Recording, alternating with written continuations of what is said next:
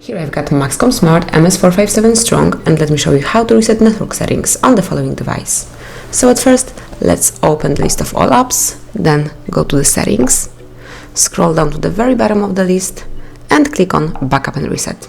And here you will notice Network Settings Reset, so click on it, and just be aware that it will reset all network settings, including Wi-Fi, cellular data, and Bluetooth. Click on Reset Settings. Confirm that you would like to do it because this operation cannot be undone, so you just have to be 100% sure that you want to reset all the settings.